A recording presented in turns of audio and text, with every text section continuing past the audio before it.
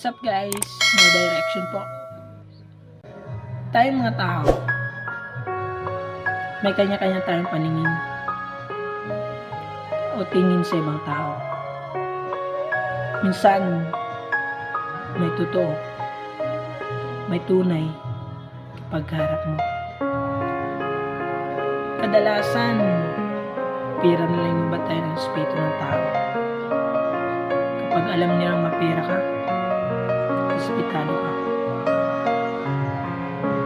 Pag wala,